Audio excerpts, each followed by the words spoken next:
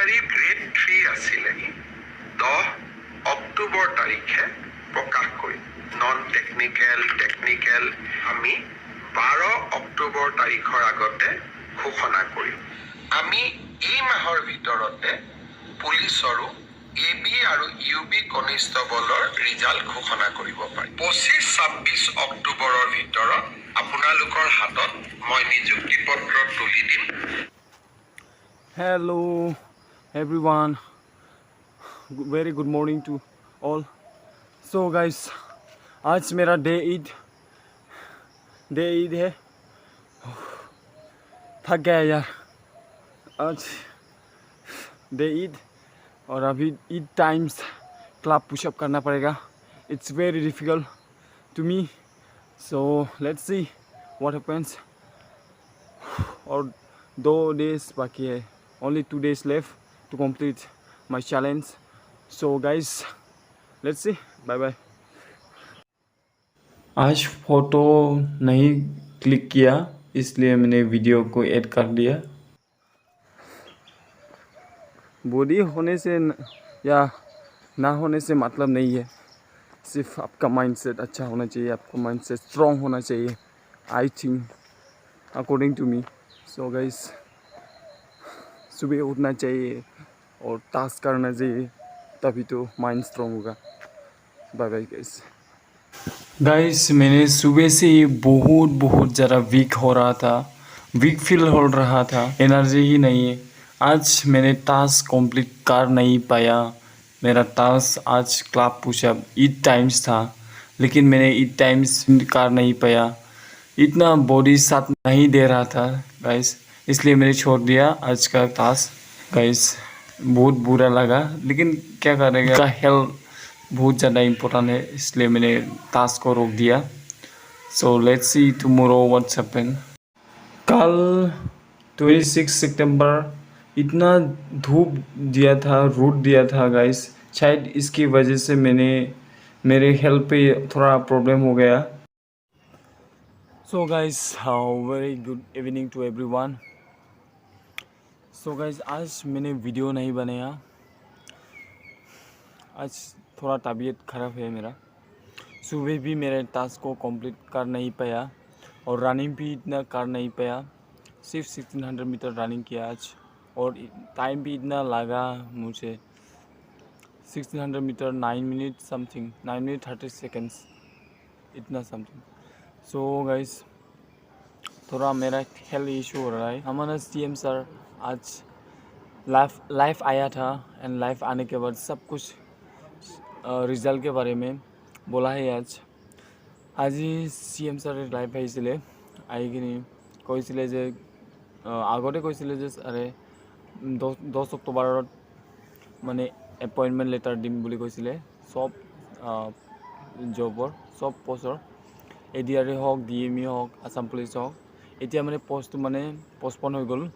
আজি লাইভ আহি কিনি ছাৰে কৈছে যে 10 অক্টোবৰে দিব, কিন্তু মানে অকল সেইটো ADR দিব বোলে, ADR. তাৰপিছত DME 12 অক্টোবৰ আগতে দিব বোলে, নন টেকনিকেল. তাৰপিছত ABUB কনষ্টেবলহে মানে তাৰ মানে অলপ লেট হৈ গ'ল, আৰু মানে পষ্টপন হৈ গ'ল. মানে ছাৰে কৈছে কিন্তু দিবলৈ অক্টোবৰ মাহতে দিবলৈ ট্ৰাই কৰিম বুলি কৈছে, 25-26 এনেকুৱা. চ' কি হয় নাজানো.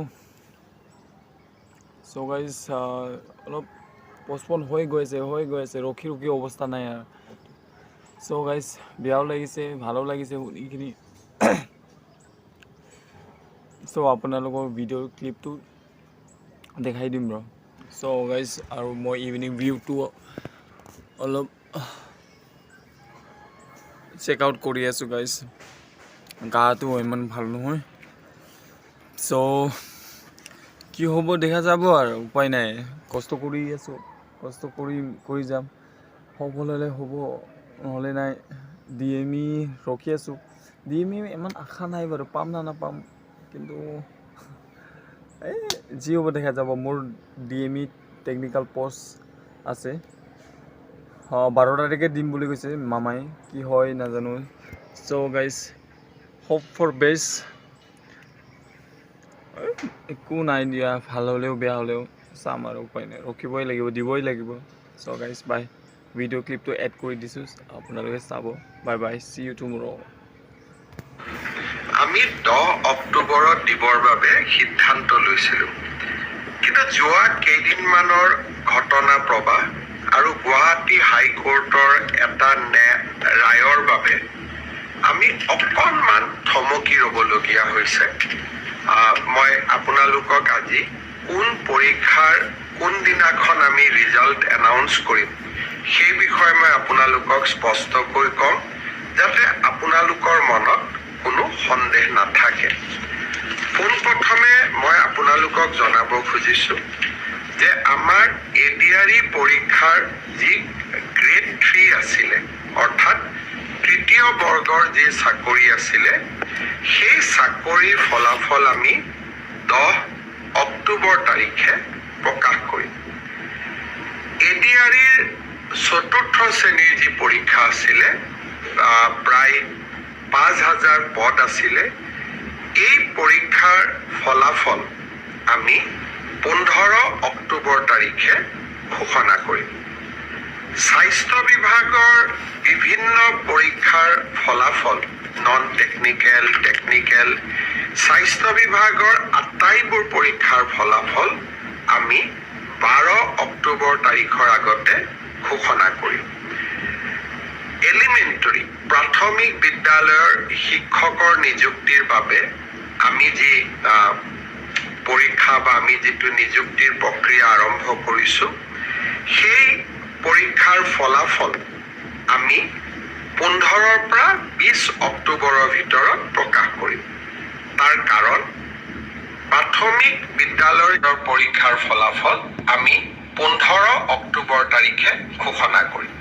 অৰ্থাৎ এই গোটেই পৰীক্ষাৰ ফলাফলসমূহ আমি 20 অক্টোবৰ তাৰিখৰ আগতে আমি ঘোষণা কৰিবলৈ সক্ষম হ'ম। আপোনালোকে এতিয়া সুধিব যে পুলিচৰ পৰীক্ষাৰ ফলাফল আমি কেতিয়া দিম?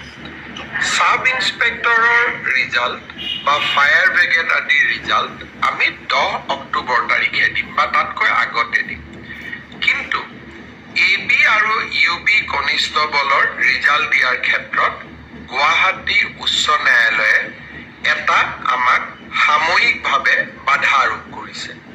আমি আশা কৰোঁ সেই বাধা আৰোপ অতিক্ৰম কৰি, অৰ্থাৎ উচ্চ ন্যায়ালয়ক সন্তুষ্ট কৰি, আমি এই মাহৰ ভিতৰতে পুলিচৰো AB আৰু UB কনিষ্টবলৰ ৰিজাল্ট ঘোষণা কৰিব পাৰিম।